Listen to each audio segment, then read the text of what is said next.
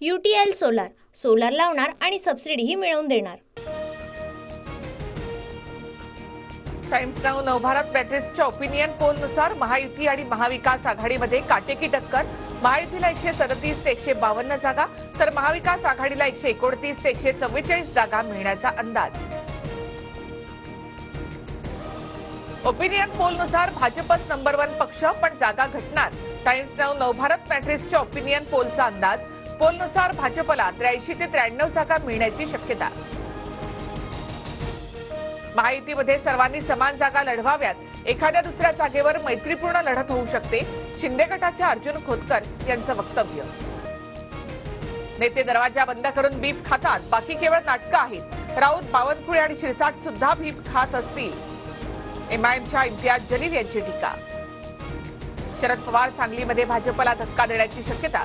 माजी खासदार संजय काका पाटील आणि शरद पवारांमध्ये मोदी बागेत भेट, मात्र भेट राजकीय नाही, कार्यक्रमाच्या निमंत्रणासाठी असल्याची संजय काकांची स्पष्टोक्ती।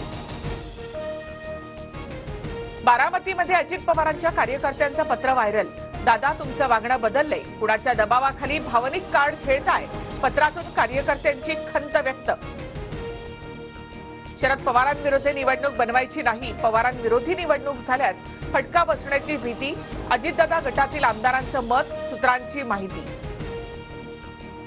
शरद पवारांचा महाराष्ट्रामध्ये सर्वत्र दरारा, चुकीला माफी मिळते, मात्र महाराष्ट्रात गद्दारीला माफी नसते। खासदार अमोल कोल्हेंचा अजित पवार गटातील आमदारांवर निशाणा। एकनाथ शिंदेपेक्षा जास्त बेईमानी अजित पवारांनी केली, अनुभवाच्या आधारावर देखील दादाच वरिष्ठ, त्यामुळे अजितदादांना मुख्यमंत्री पदावर बसण्याचा हक्क, संजय राऊतांची खोचक टीका। भारतात समानता येईल तेव्हा आरक्षण रद्द करण्याचा विचार करू, राहुल गांधी यांचं अमेरिकेमधील विद्यापीठामध्ये मोठं वक्तव्य। देशाचे तुकडे करणाऱ्या शक्तींसोबत उभे राहणं ही राहुल गांधी आणि काँग्रेसची सवय, केंद्रीय गृहमंत्री अमित शहांचा पलटवार। आरक्षण विरोधी काँग्रेसचा चेहरा समोर आला, विदेशात जाऊन देशाची बदनामी करणं राहुल गांधींची भूमिका, मात्र आरक्षण बंद होऊ देणार नाही, शिंदे फडणवीसांचा काँग्रेसवर निशाणा। एखाद्या विषयावर वेगळं मत असू शकतं पण कोणतीही नाराजी नाही, सोमय्यांचं स्पष्टीकरण, तर राज्यात पुन्हा महायुती सरकार येणार, विश्वास व्यक्त। सोमय्यांनी ज्या लोकांच्या विरोधामध्ये आवाज उठवला ते आज खुर्चीवर बसले, मात्र पक्षासाठी लोकांशी विरोध पत्करणाऱ्यांना भाजप विचारत नाही, अंबादास दानवे यांची टीका। आमदार राजेंद्र राऊतांचं उद्यापासून बेमुदत ठिय्या आंदोलन, मराठा आरक्षणाबाबत विशेष अधिवेशन बोलावण्याची मागणी, उद्यापासून सकाळी 10 वाजल्यापासून 6 वाजेपर्यंत बार्शीमध्ये ठिय्या मांडणार।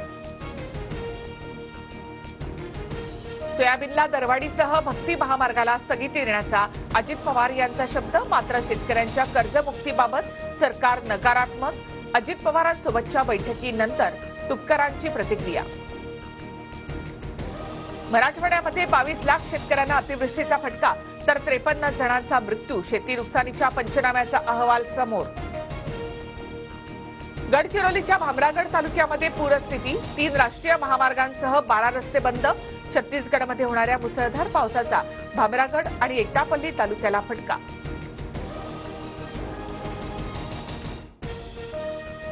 दिवाळीमध्ये मध्य रेल्वे विभागातून 88 जादा गाड्यांचं नियोजन, 13 सप्टेंबर पासून 88 जादा गाड्यांचं नियोजन। UTL सोलार सोलार लावणार आणि सबसिडीही मिळवून देणार।